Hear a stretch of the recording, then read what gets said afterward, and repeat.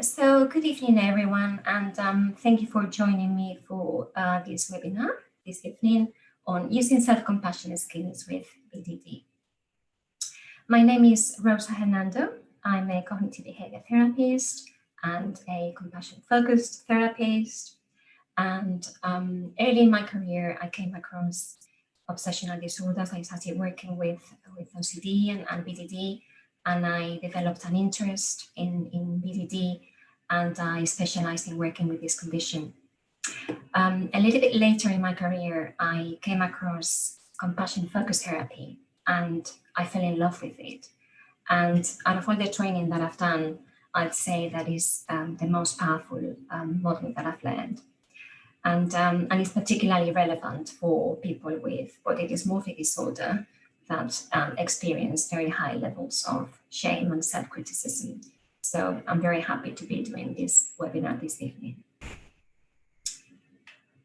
So the aims of the webinar are to get a basic understanding of compassion-focused therapy and how we can use self-compassion to work with BDD.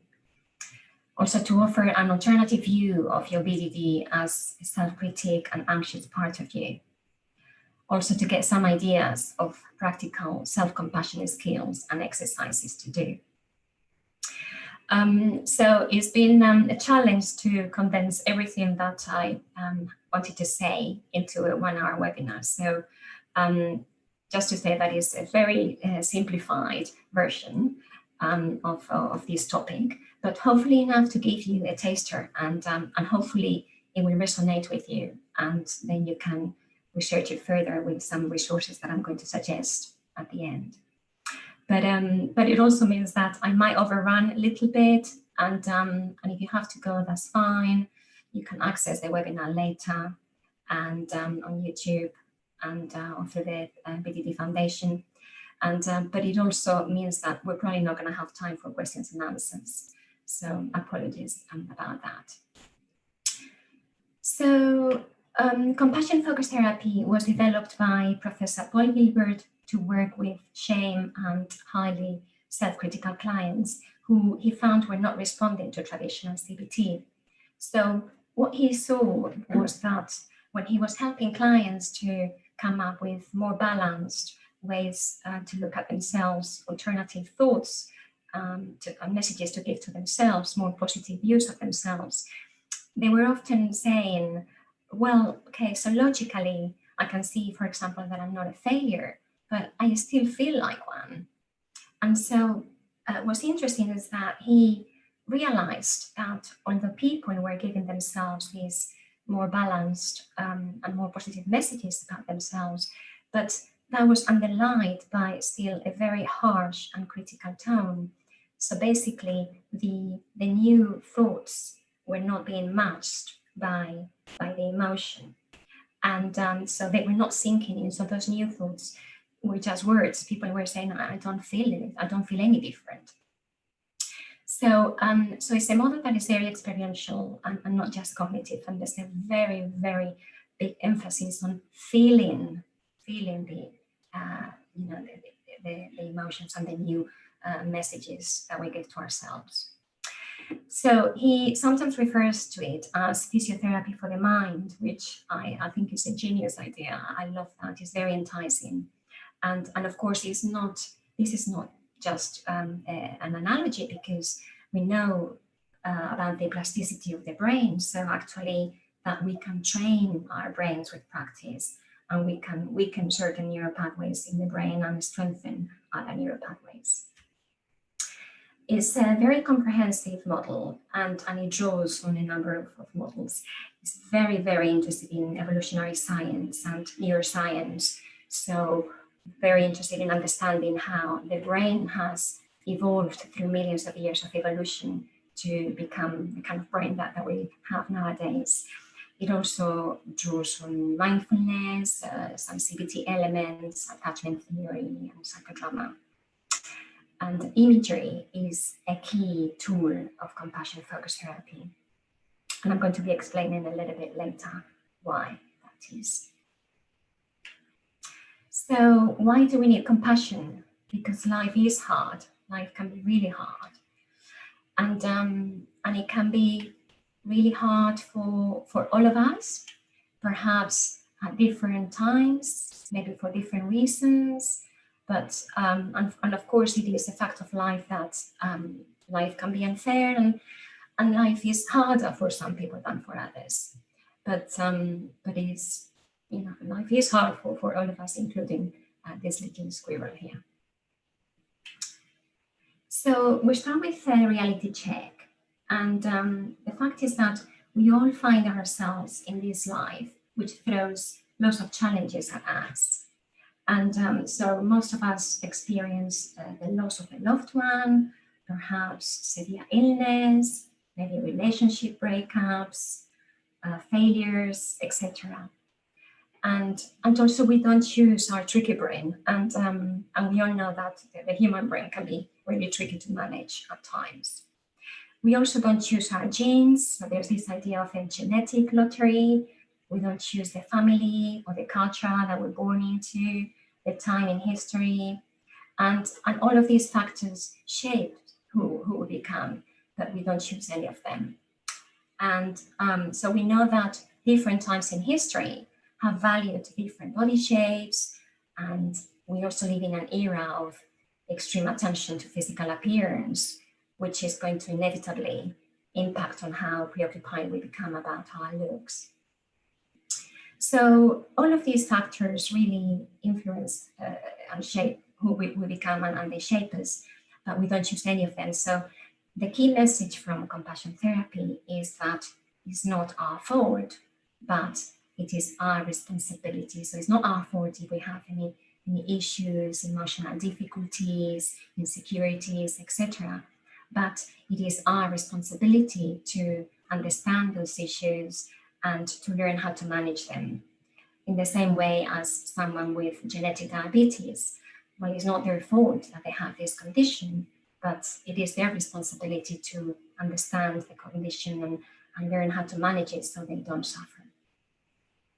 But of course, with responsibility, which can feel a bit daunting, that idea, but with responsibility also comes opportunities. So it's an empowering message. So let's look at the brain now. And this is a very basic understanding of the brain and its different parts, but it serves our purpose. So we start with the old brain, which is the most primitive part of the brain. And it's the part of the brain that deals with emotions. It's the animal part of the brain. We share this with animals. And it's sometimes called the reptilian brain because even a lizard has this brain. Because even a lizard needs to experience fear if there is a big bird chasing it, and it needs to experience the motive of harm avoidance in order to engage with the behavior of running away from this bird to save itself. And then much more recently, in terms of evolution, another part of the brain developed, which we call the new brain. And this is the thinking brain. It's the logical and rational brain. And so it's an amazing tool for humans. With the ability to think comes the ability to be creative, imaginative, and to problem solve, planning. So amazing tool. However, with the ability to think also comes the ability to ruminate and worry, which can make things very tricky for us.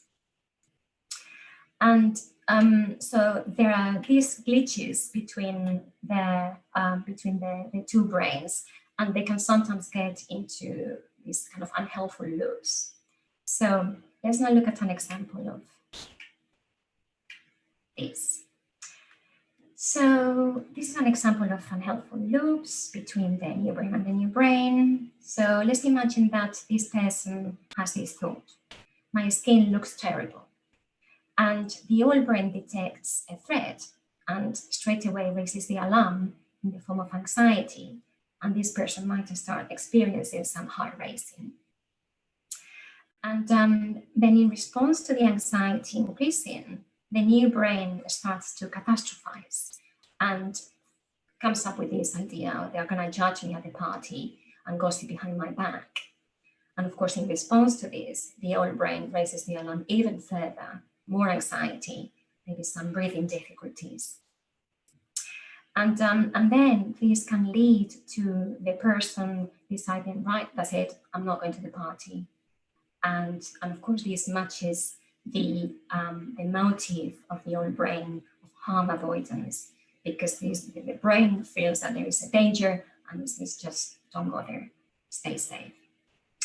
So what's really interesting is that the two brains, the new brain and the old brain, they're trying to help us. So the intention is good, but of course it does backfire, because from something that starts as kind of a minor worry, it can end up being this person not going to the party and engaging in lots of avoidance in other areas. And so, but they are trying to help. And it can be really helpful as well to have a detached view of these processes and of the brain, and a kind of like a mechanical view of the brain. So that, because sometimes when we get caught up in some of these loops, we can feel frustrated with ourselves, or even ashamed. What's wrong with me? Why do I keep getting stuck into this unhelpful thinking? And actually, it's nothing to do with us. This is just the way our brains are wired. So as I say, mechanical view, the detached view of the brain can be really helpful. I sometimes say that we can view it as a coffee machine. If you just bought yourself a fancy new coffee machine, and if you want to get the best coffee out of it, well, it's important that you read the instructions and you learn how to operate it, so you get your nice coffee. So these processes, really, having that detached view of it, also helps with that previous message that we said about, it's not my fault, that this is the brain doing what it's been programmed to do. So let's now have a look at emotions and how the brain manages emotions. So we've got here the three-circle model. And the first thing to say about this is that this is not just some psychological theory. This is an illustration of real brain processes, biochemical processes that take place in the brain. So here in red at the bottom, we have the threat system, and this is the alarm system of the brain. So it's the fight or flight, which I'm sure a lot of you will be familiar with. And so it deals with emotions such as anxiety, fear. So if you're about to cross the road and you see there's a big lorry coming straight at you, you get out of the way. Or anger. So if you feel that you've been treated unfairly, it triggers the emotion of anger. Or if you're about to eat some food and you realize that it's gone off, it triggers feelings of disgust. So you don't eat it and you don't get ill or possibly die. And what's really interesting about this system is that it cannot tell the difference between a threat to our physical self. So if there was a lion that was about to jump on us to eat us alive, or threat to our psychological self, sense of identity, this kind of social threat. And the reason for that is that if we think about our ancestors, as well as having to keep themselves safe from some big vicious beast that they might come across, they also had to make sure that they stayed in a group. And if they were rejected from the group and they were on their own, they would be less likely to survive. So the brain is very interested in all kinds of threats, and it works on a better safe than sorry basis. And the biochemistry that is linked to this system is the stress hormones of adrenaline and cortisol. So then we have the drive system here in blue, and that is the one that gets activated when we are focused on achieving a goal. And perhaps we are excited about achieving this, and it helps us to get motivated to pursue resources that we might need to survive. And one of the main chemicals that is linked to it is dopamine. And then we have the soothing system in green, and that is the one that gets activated both when we are just relaxing, chilling, but also when we are having positive interactions with others in which we feel safe. So it's the system that gets activated both when we are caring for others or being cared for. And one of the key chemicals that is linked to it is oxytocin. And so this is very relevant to the fact that it is programmed. So the soothing system is programmed to be activated both when we are giving or receiving care. And this is very relevant and helpful for compassion, which I'll talk about a bit later. An example of this, by the way, which makes it very clear, is breastfeeding. So when that's happening, both brains, the mother's brain and the baby's brain, are in the soothing system, and they're both releasing oxytocin. Yeah.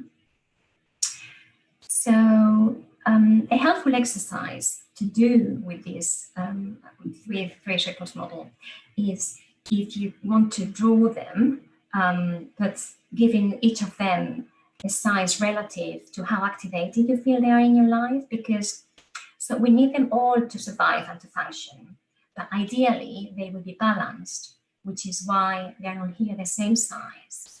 Often they're not balanced, and you might be surprised to hear that the one that is most easily activated by default is the threat system. Yeah. The other ones, that the drive and the soothing, tend to need a little bit of work and a bit of attention on our part to activate them. So as I say, helpful exercise would be for you to draw them, but giving each of them a size relative to how activated they are in your life. And then you could also write inside each of them what's happening in your life that explains that size. So what is compassion? So according to the Dalai Lama, and this is a definition that we use in CFT, compassion is the sensitivity to the suffering of others or ourselves, together with a deep commitment to try to alleviate it. So if we look at this photo here, the little girl on the left needs to have a sensitivity towards the suffering of the little boy on the right, in order to have the motivation to give him a cuddle and to try to comfort him. And so the word compassion can be a little bit tricky, because we know that a lot of people have some negative associations with this word. So they might see it like a weakness, or letting oneself off the hook, or even pity. But actually, compassion is not about being soft or weak, and courage is the key quality of compassion. So for example, an agoraphobic person needs to develop the courage to face up to their anxiety and to go out a little further each day.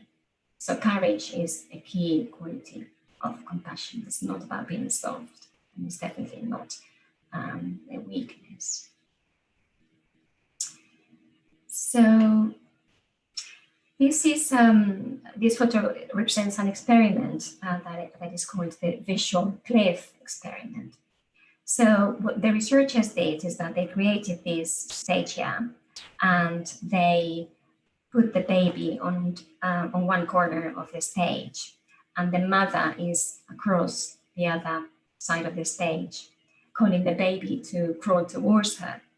And so what they found is that as the baby starts to crawl, when it gets to this visual cliff, it just stops in its tracks and doesn't carry on. If it's afraid that it's going to fall, the baby doesn't know that it is perfectly safe because there is a glass. But what they found is that then if the mother starts calling the baby using loving words and a warm and loving tone of voice, then the baby continues and continues crawling towards the mother. So what we can conclude from here is that the brain, right from birth, the human brain is programmed to feel courage when we are being encouraged in a loving way and with a warm tone, rather than with self-criticism. And again, this is obviously very, very relevant for compassion. So I cannot emphasize this enough, that courage is a key quality of compassion. So let's now do a little experiment, a little imagery experiment. And I'd like to invite you to close your eyes if you feel okay with that. And I'd like you to imagine that you're holding a lemon. So perhaps you can notice the weight of the lemon in your hand. You can notice the shape of the lemon, the bright yellow skin. And I imagine that you put this lemon on a chopping board and you get a knife and you cut through it into two halves. As you do that, you can see the inside, the juicy flesh inside, the little triangular segments, maybe some pips. And you now cut off a slice of this lemon and bring it towards your mouth and you start chewing it. You put it in your mouth and you start chewing it. As you do that, you can notice these juices of the lemon running through your mouth, and you can taste this very sour, very sharp lemon. And you might notice something happening in your mouth. Okay, so you can open your eyes if you have them closed. And so a lot of you probably noticed that you had increased salivation in the mouth as you imagine that you were eating the lemon. And the reason for that is that the brain cannot tell the difference between an image of eating a lemon versus eating the lemon in real life. So, because in order for us to have increased salivation, the brain needs to send signals to the salivary glands and to increase the saliva. And so this is a physiological response, yeah, it's a physical response. And actually, this has profound implications for the practice of compassion. So there are bad news and good news about this. The bad news is that we can activate our threat system if we imagine that something bad is going to happen. The brain triggers the alarm. The good news is that the same applies to the soothing system. So if we imagine that someone is being caring towards us and loving towards us, we can activate our soothing system. Or if we imagine that we're being caring towards someone else, remember, it works both ways, the soothing system. So we harness this principle, the fact that it's like we can trick the brain, yeah? And we harness this principle in CFT, so we use a lot of imagery. And there are lots of exercises based on this principle, which I'm going to be talking about a little bit later.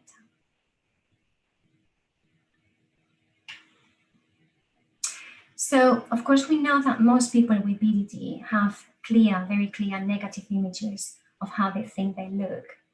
And they also attach negative meanings to it, such as people will judge me, humiliate me, I'm unlovable, worthless, etc. And they're also extremely self-critical. So they're very good, unfortunately, very good at activating their own threat system with those negative images and those negative predictions, because the brain believes that that is going to happen. Yeah.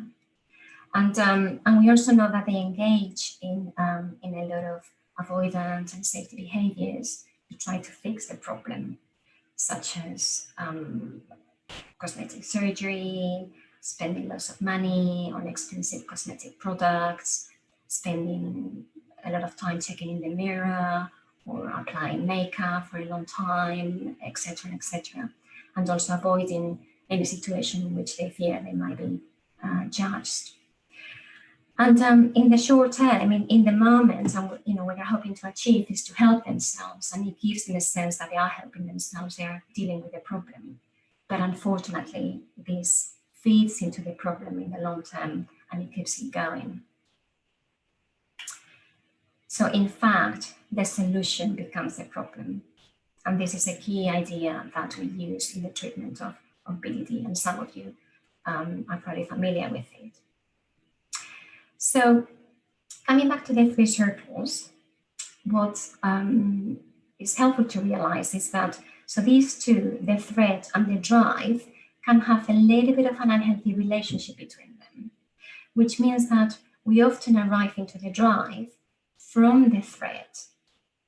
And that can be helpful sometimes. It can give us the motivation to get our act together and work on a project so that we can meet the deadline and we don't get into trouble with our boss, etc.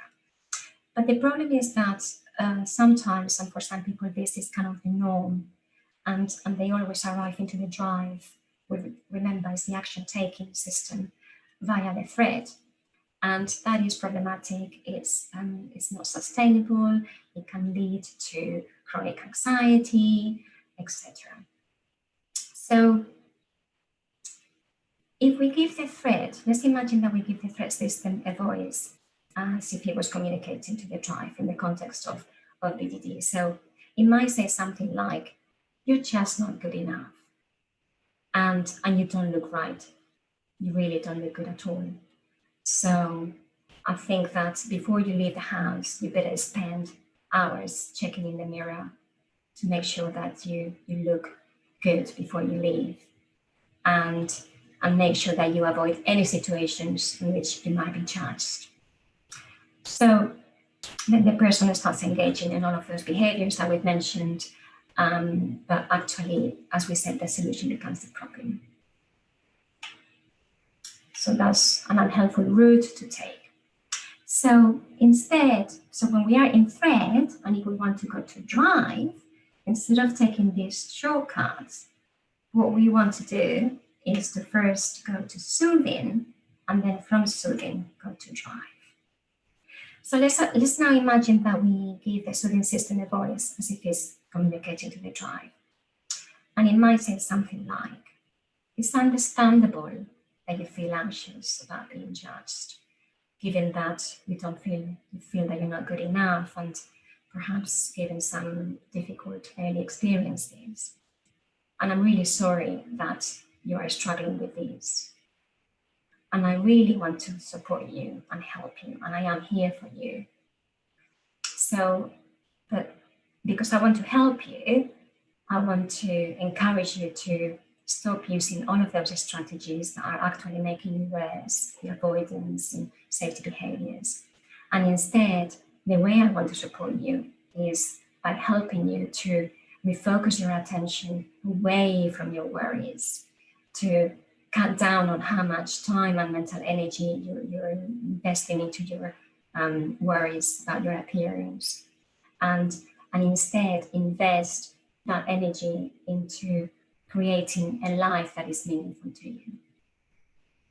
So obviously very different messages. And so we want to move anti-clockwise around these three circles.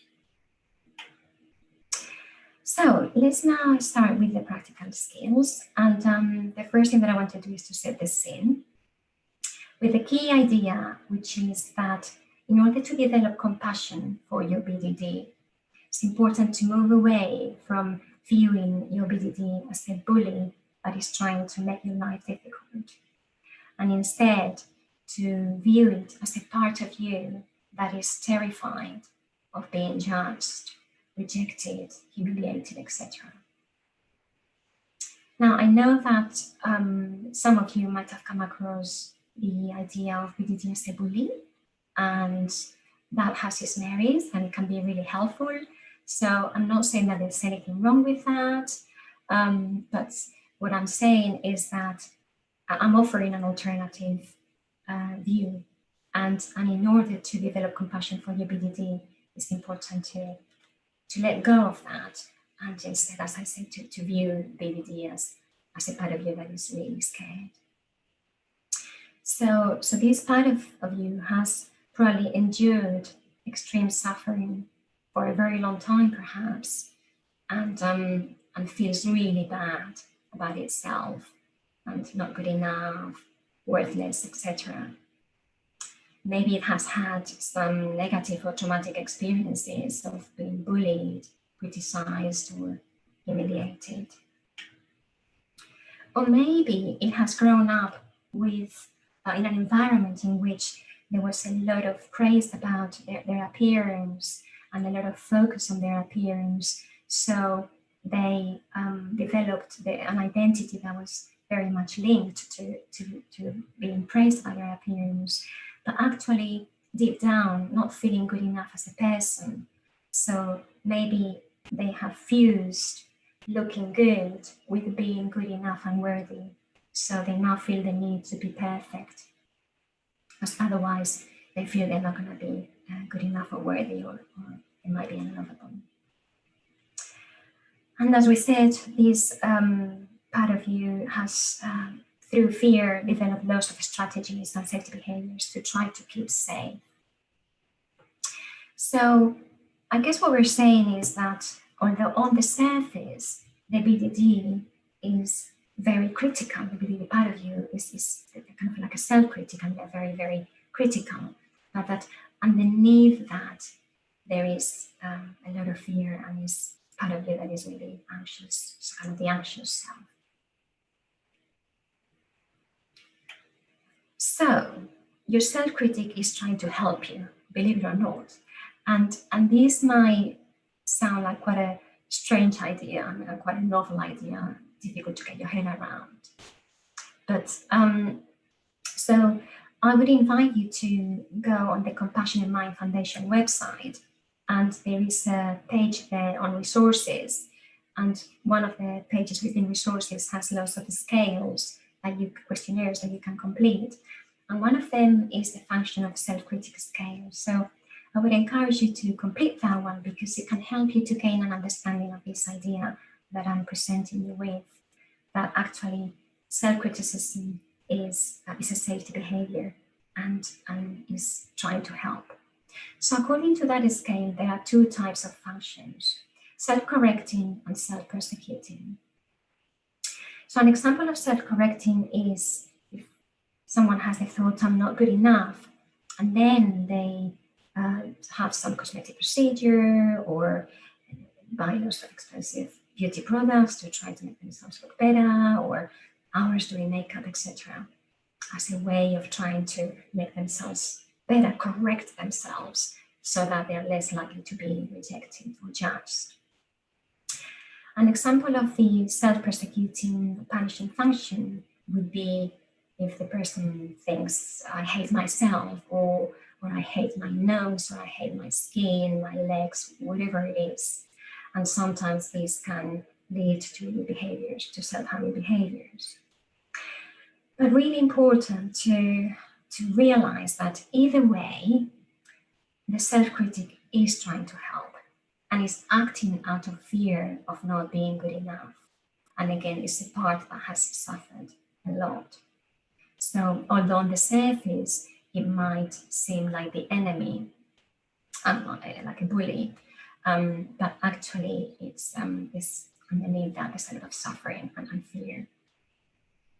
So, another example of a self-persecuting or punishing might be if someone thinks, I have to destroy the part of me that is imperfect and it makes me not good enough, and then I will be fine. And another example, or another sort of reason for that function to be trying to help, is simply expressing anger. So sometimes people can feel hatred towards themselves. They're very frustrated with themselves or with the flaws that they think they have, or they have. And so it can be a way of releasing anger by trying to hurt themselves, a way of expressing anger, which in the short term can feel like tension release. So other functions of the self-critic or anxious self might be, if I'm perfect, I will be loved and I won't be rejected. And Rob Wilson, who some of you might know, he's a trustee of the foundation, the BDD Foundation, and has done some webinars for this series. When he did research for his PhD on BDD, and he tells me that this is going to be submitted for publication soon, he found these two functions of the self-critic. So the first one is to stop me from becoming complacent about my appearance, if I worry a lot about my appearance, I'm not going to be complacent, and I'm not going to start looking bad without noticing, without realizing. And the other one, if I criticize myself, I will be less hurt if someone else criticizes me. So when the anxious self panics about being judged, etc., he lashes out with self-criticism, with criticism. And it can be a little bit like if you think of a mother whose toddler has run into the road, and so she gets really angry at the toddler and starts shouting, maybe calling the toddler names, etc. So it's coming out of anger, but actually what's underneath that is fear. She thought that her toddler was going to be run over by a car, perhaps. Fear, and also caring, obviously love, a lot of love and caring for her toddler. So that's kind of an analogy of this principle. So the function is to help. That's the intention of the self-critic, but unfortunately, it has unintended consequences, and it is misguided. It's like the self-critic is misguided in certainly the way that is trying to help. So the unintended consequences are increased anxiety, depression, low self-esteem, loss of life opportunities, etc. But really, what that self-critic is longing for is to be understood and to be comforted and supported, to feel good about him or herself. So the first exercise, compassion exercise that I want to teach you today is called multiple selves. And the aim of this exercise is to externalize difficult emotions so that we can have a little bit of distance from them. So an example of that would be, if I was feeling anxious, instead of saying I am anxious, which makes me feel as if the whole of me 100% is anxious and there's nothing else going on, I'm completely consumed by anxiety. So instead of saying I am anxious, I would say my anxious self is activated. Yeah?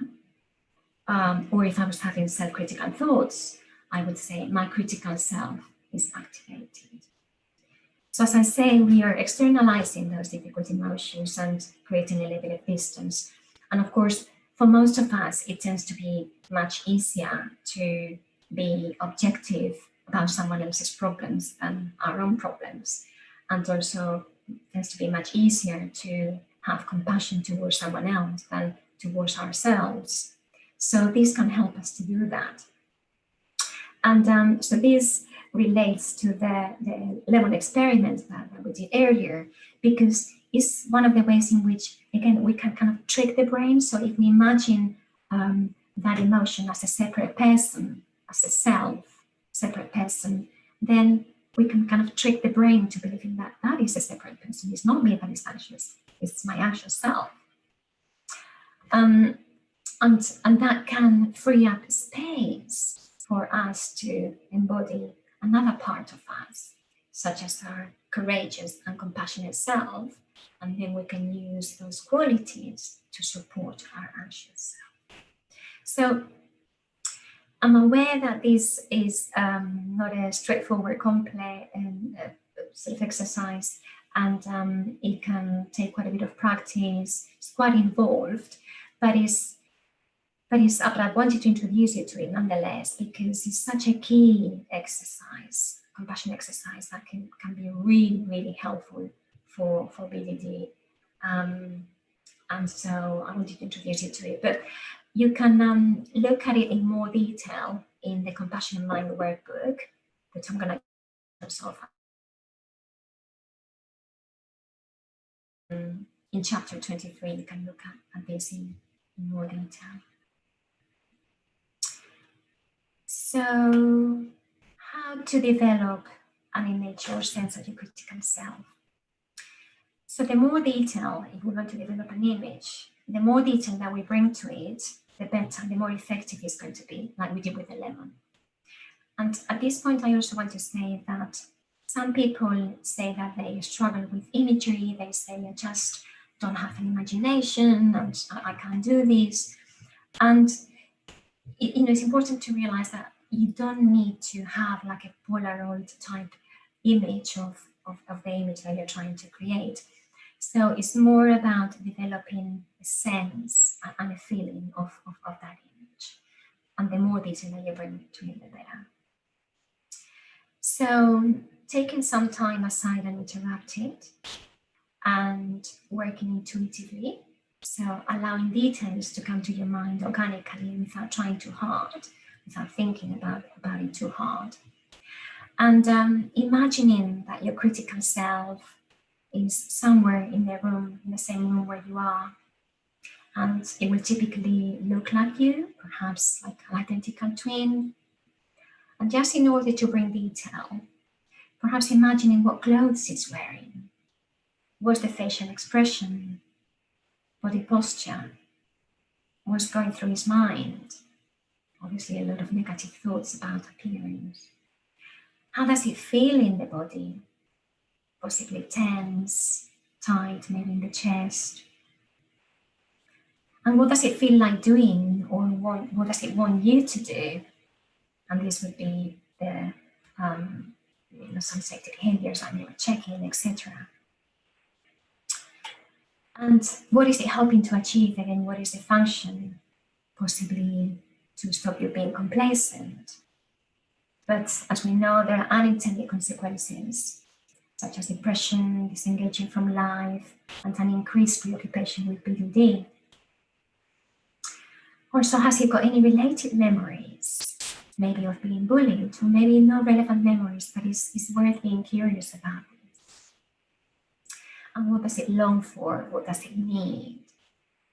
To feel understood, supported, and to feel good about him or herself. And then maybe it might feel less of a need to continue criticizing. Also, how do you feel about it if you imagine that part of you as a separate person in the room? How do you feel about it? And of course, typically, people dislike their critical self and even hate it because on the surface, as we say, it can be really mean and it feels like the enemy.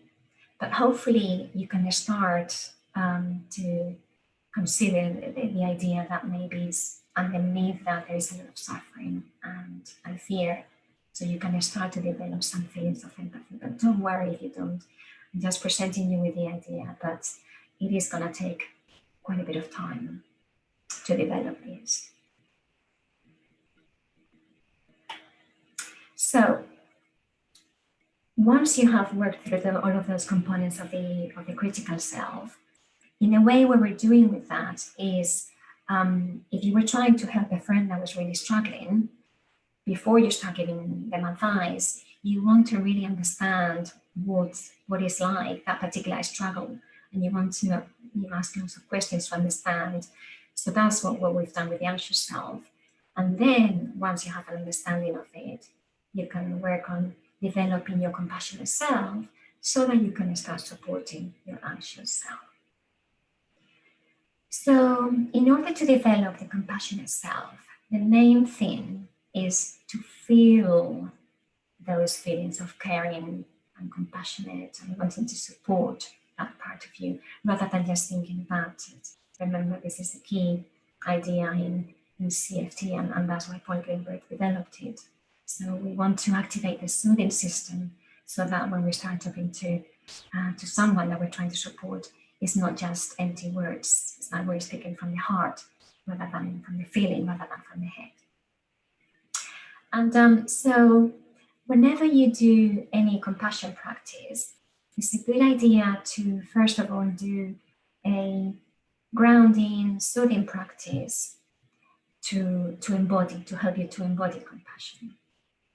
And this is one of the key exercises that you would learn if you were learning CFT. And again, because of time, I'm not going to go through it in detail, but I am going to give you some kind of key ideas. But I'm referring you once more to the Compassionate Mind workbook. In chapter 9, you have a thorough explanation and instructions on how to do this. Some basic ideas would be to place both feet flat on the floor and notice, bringing your attention to the sensation of contact with the floor. Perhaps imagining that you are a tree and have roots growing out of your feet deep into the ground. Taking a few moments, perhaps 20 seconds or so, to connect with that, if you were doing it at your own pace. And then bringing your attention to your body posture. And ideally, we want to embody compassion. We would probably want to be sitting upright, but with a softness. So upright, but with a soft upper body. And noticing the contact with the chair. And then we want to bring our attention to our breathing and engage in a pattern of breathing that you find soothing. The key exercise in CFT is called soothing rhythm breathing. So typically that would be slowing the breathing down a little bit, gently without forcing it, and possibly abdominal breathing on the way down to the belly. There is a type of breathing called coherent breathing, which some of you might be familiar with. And this is meant to be one of the healthiest patterns of breathing. So what it involves is breathing for 6 seconds on the in-breath and 6 seconds on the out-breath. But that can take a little bit of time to get used to. But that's just an idea that you might want to research further. And then we want to pay some attention to the facial expression. If we wanted to be compassionate towards someone, we would want to adopt a warm and soft facial expression. And perhaps an inner smile. Doesn't even need to show on the outside, but just enough that you know that you have a soft smile internally. And the brain will pick that up and is more likely to activate the soothing system. And then you could imagine that you are speaking to the person that you're trying to support, in this case, your critical self, anxious self. And you would imagine that you're speaking slowly with a soft and warm tone. So by the time people have gone through this grounding, soothing practice, most people say that they already feel a little bit calmer and a little bit more relaxed, which is an indication that maybe the biochemistry in the brain has already changed a little bit and that the soothing system is already somewhat activated. But if you wanted to enhance that further, the activation of the soothing system, we can use some kind of soothing imagery. And there are loads of ideas for this in CFT. Again, you can find them in the book. But for now, I'll just say that perhaps imagining, remember, either that you're being caring towards someone or that someone is being caring towards you has the same effect of activating the soothing system. And so you could choose to imagine that a loved one, someone that you really care about, was struggling and that you were trying to support them, comfort them. Or you could use, if you have a pet that you love, you can use an image of your pet. If you don't have a pet but you like animals, you can imagine a little cute puppy or a kitten that was scared and you were trying to support them. So animals can be a very, very helpful source of ideas for us to practice compassion. And I know that for me, my cat Eli never fails me. If I imagine that he was scared, and I imagine that I'm trying to comfort him, soothe him, I bring detail to it. So I imagine his cute little face, and I imagine that I'm stroking him gently, and I can imagine the touch of his fur under my touch, etc. And he never fails to help me to activate my soothing system. So thank you, Eli. So Now, once hopefully the soothing system is activated and you can feel the kind of the compassion, then you can start talking to the person that you're trying to support. Right? In this case, your anxious or critical self, and perhaps start to give some advice on what to do. But now, hopefully, it won't be just words, and you will feel what you're saying. So in the next exercise, I'm going to give you some specific ideas of things that you could say that when you give a voice to the compassionate self. So compassionate letter writing is another compassion exercise which can be very powerful, and is another one in which we are once more harnessing that principle of trying to trick the brain. Lemon experiment again. Trying to trick the brain into believing that we are writing a letter to someone else, even if that someone else is a part of you. So you can write a letter to your anxious self or to your critical self. You could write a letter to your younger self if you have feelings of empathy and caring towards your younger self. You could even write a letter to the part of you that you dislike. For example, if you have BDD about your legs, you could choose to write a letter to your legs, maybe apologizing for having hated them so much, and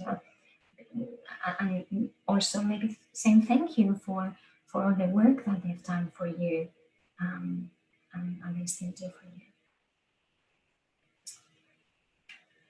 So how to write a compassionate letter? Again, as I said earlier, before we engage in any compassion exercise, it's a good idea to do a brief, grounding, soothing practice to activate the soothing system. Once you've done that, it's a good idea to use pen and paper instead of typing. I think it can slow you down and it can help you to connect with the feeling behind the words. I'm trying to write slowly to really connect with the feelings.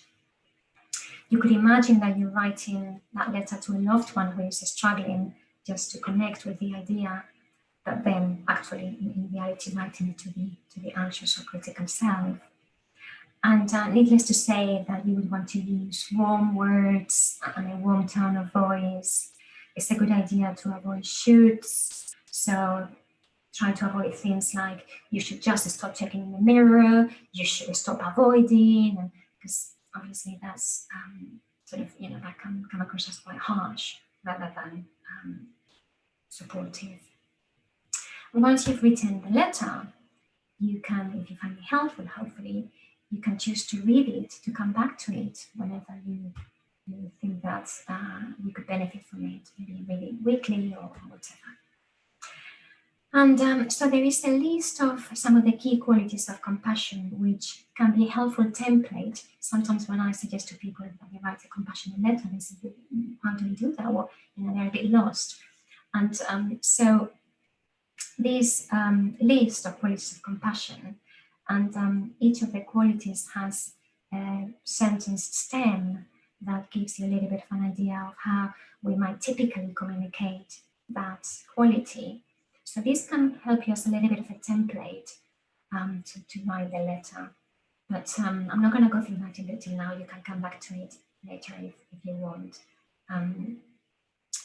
But instead, what I would like to do is to read this sample letter, it's a brief letter to critical self. So perhaps something like, I'm sorry that I haven't understood you before, and I thought that you were just being mean. I understand now that when you criticize me, it's because you're scared and you're trying to help me. So thank you. I want to say thank you for working so hard all these years to try to protect me, to try to warn me of dangers.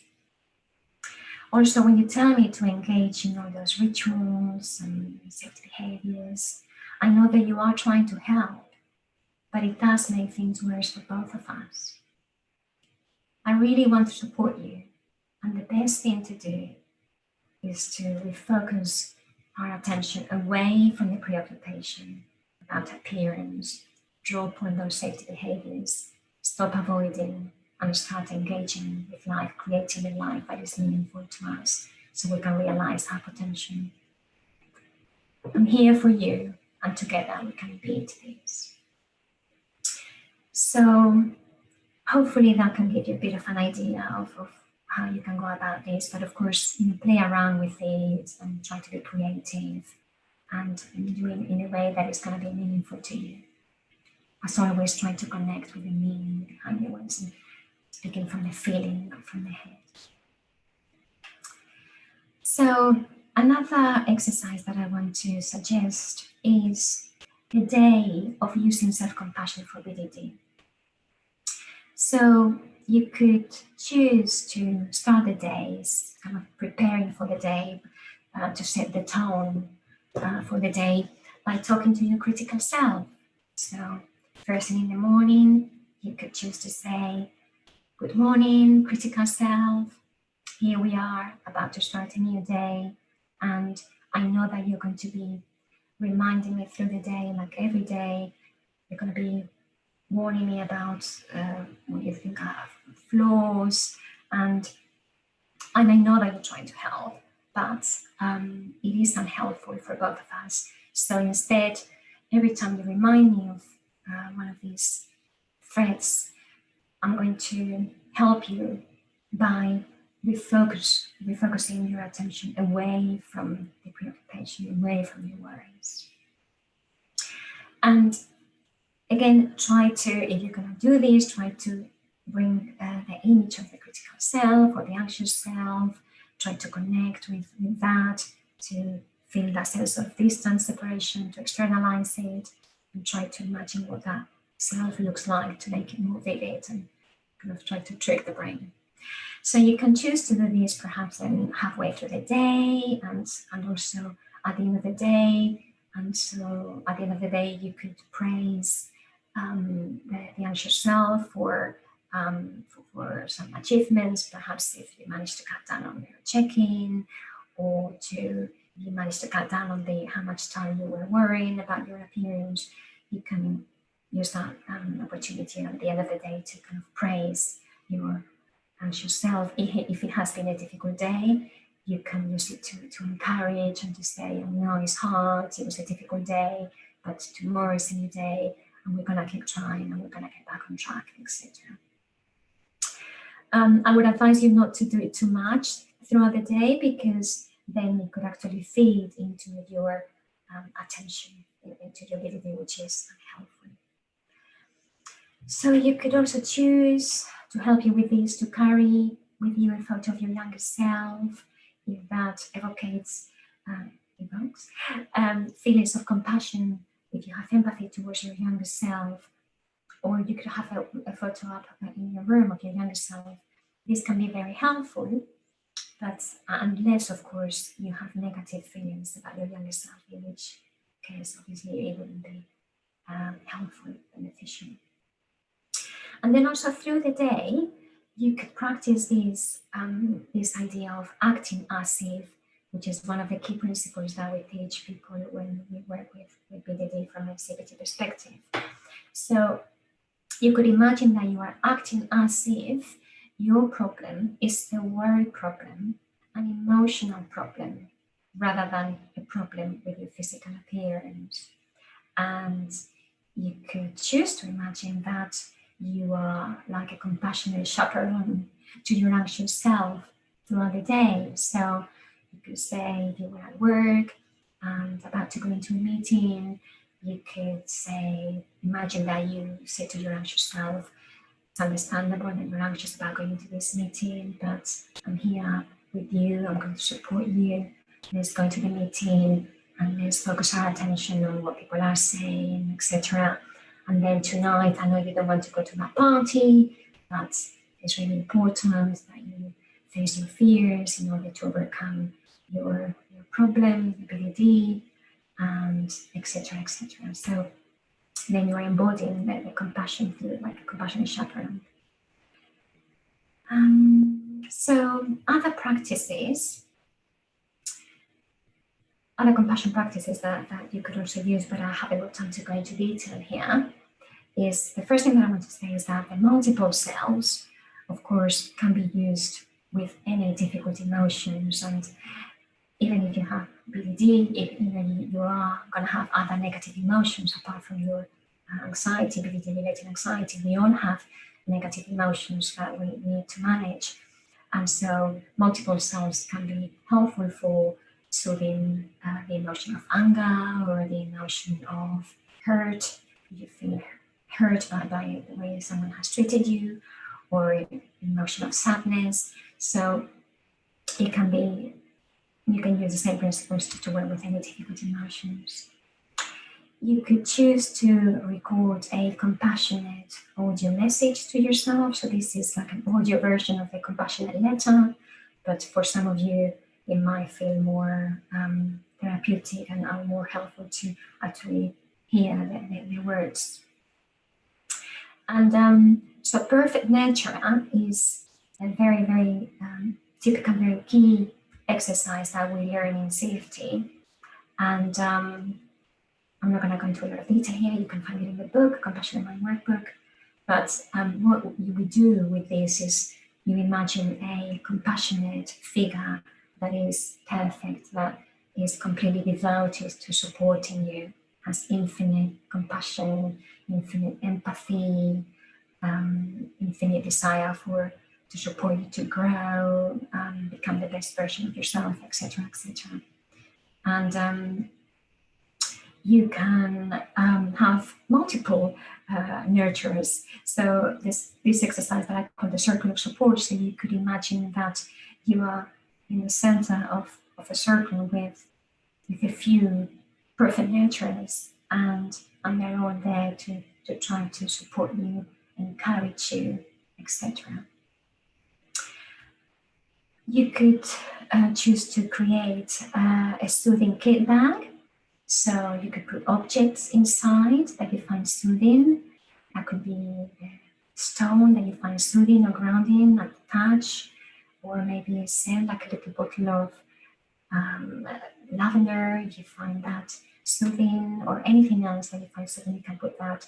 And so if you experience distress, you can use this bag and the objects inside to activate your soothing system. So, needless to say that it is going to take some time to come around to all of these ideas that I've shared with you today. And Paul Gilbert calls it compassionate mind training. So we cannot emphasize enough that it does take a lot of training. It's imagining the mind, the brain like a muscle that we need to train, and it does take time. But is potentially very, very beneficial and very powerful. So just a couple of warnings about not to misuse all of these skills that I've shared with you today for BDD,